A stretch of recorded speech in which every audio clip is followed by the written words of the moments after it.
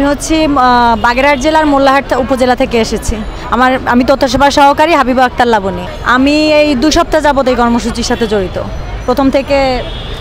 প্রথম দিকে আমি আসিনি, যে একটু সমস্যা ছিল, আমার বাচ্চার পরীক্ষা ছিল, এজন্য আসতে পারিনি। এরপরে আর কি আমি এই 2 সপ্তাহ যাবত এসেছি। আসলে কোনো অবস্থার কোনো পরিবর্তন তো মানে হয়েছে বলে আমার মনে হচ্ছে না। কারণ কি যে আমরা সে আসার পর থেকেই তো মানে প্রথম যে 26শে মে থেকে যেভাবে কর্মসূচিতে বসছিল সেখান থেকে এই পর্যন্ত আমাদের কর্মসূচির আদৌ তেমন কোনো উন্নতি হয়নি। আমাদের কর্মসূচি 23তম দিন না ম্যাডাম, 23তম দিনে যে উপদেষ্টা মহোদয় আমাদের ডেকেছিলেন, শুধুমাত্র তার সিদ্ধান্ত সে আমাদের জানিয়ে ছেড়ে দিয়েছে। এটা তো যারা মা বাবা হয়েছেন বা হয়েছে সবাই জানে যে বাচ্চাদের ছেড়ে, পরিবারদের ছেড়ে থাকতে আসলে তো কষ্ট হয়।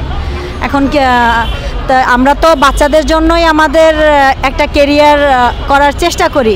এখন সেই বাচ্চাদের একটু কষ্ট দিয়ে হলেও এখন আমরা চেষ্টা করতেছি যাতে আমাদের কেরিয়ারটা বেঁচে যায় বা আমরা আমাদের সন্তানদের একটা উজ্জ্বল ভবিষ্যৎ দিতে পারি।